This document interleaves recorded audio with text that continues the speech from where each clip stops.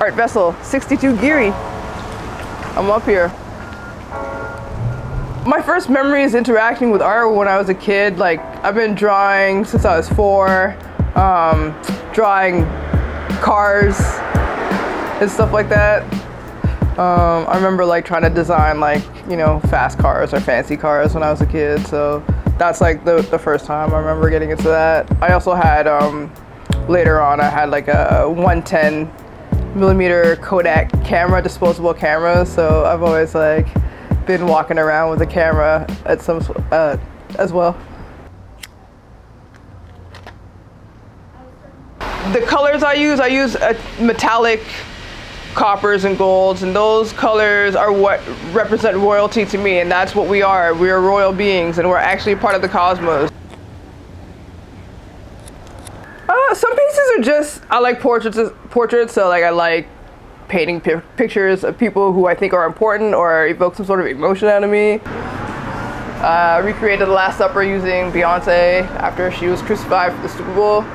So it's Rihanna, Solange, Sade, Raven-Symoné as Judas, Nina Simone, Josephine Baker, Beyonce, Aaliyah, Whitney Houston, Erykah Badu, and she has a postcard of this painting. Lauryn Hill, Tina Turner, and Grace Jones.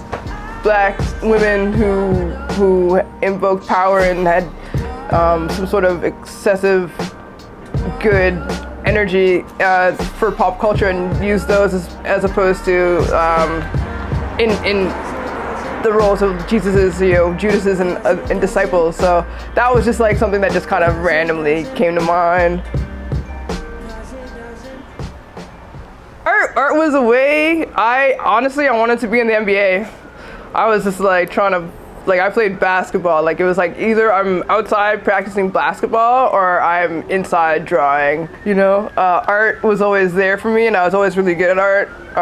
Actually, somebody came by the Geary art crawl this past weekend who I went to school with, and who I hadn't seen in years, and they were just so happy that like they were able to see my art throughout the years, like now, because they're like, yo, you're like the best artist in class, so it's good to see that you actually still have that. So it's a vibe. These two were from a series I did called Studs to Slavery, and basically it was like talking about like queer culture, how studs wanted to be called like studs, and basically like studs of who were the slaves were basically the people who would breed up the whole plantation, and then they would sell the babies to other countries.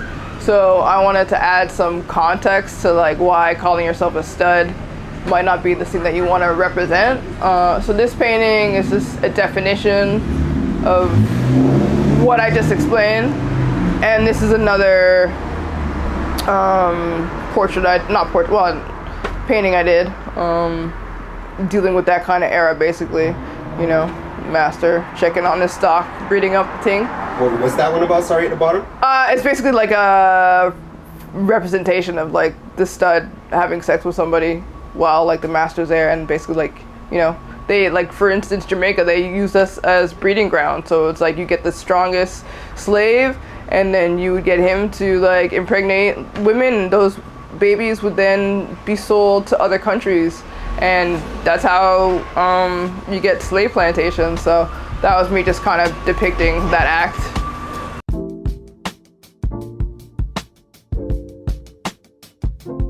This one I just recreated a meme. So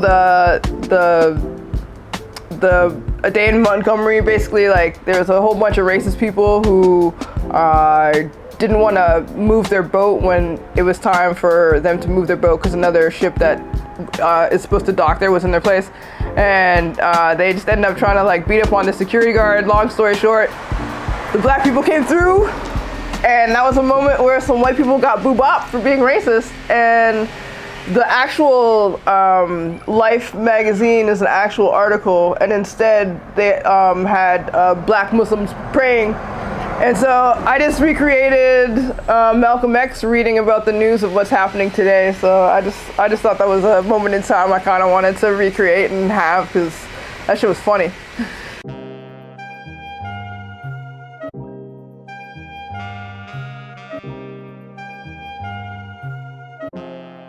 I don't like to draw.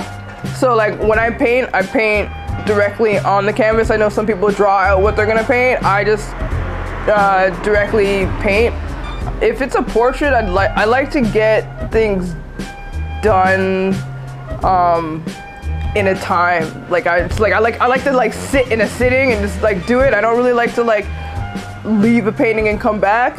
Some of the things I've been experimenting with is like I have a couple of pieces that I've done like in the day, and then it got to night and I didn't have a lot of light here, so it's kind of my after dark series.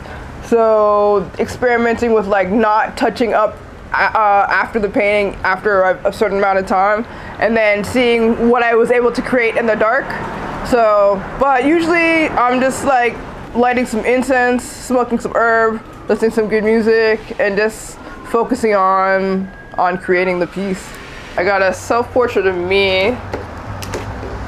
Yes.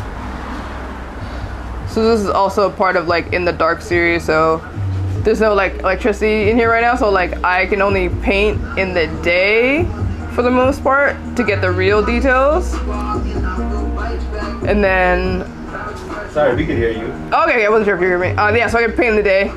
And then at nighttime I get like use a different light or whatever. So I've kind of just been working on what can I finish in a day, and then in the morning maybe add a couple of touches, but not really much. So just trying to see how much I get through, and so like this is a part of that series. So it's a vibe. This is kind of a part of that series too, but I added a little bit more, so you know, a little cheating going on there. And then we got here. So this is the self-portrait. So on this side you can see me, obviously, but on the other side of the container, which you can't see because it's leaned up against something else, my locks go down and then they go into the map of Jamaica, and on top of the map of Jamaica are my two sisters, and then beside it is my mom, and then my great grandmother. So just you know, just giving an ode to half of my roots, my other roots being Ghanaian, my dad. But this particular piece that I did was an ode to the black women in my life. So I just want to give them their flowers. Well, my sisters are alive anyway. My mother and my great grandmother are not alive, but you know, just ode to the people who've always been there for me and raised me and brought me up to be the amazing person that I am. Be healthy, be creative. Don't let anyone stomp on your ground or, you know, tell you that you're not shining, because everyone here has a purpose, because we were created by the Most High. And if we could learn to figure out how to love ourselves so we can love each other with respect, then this world can be a better place.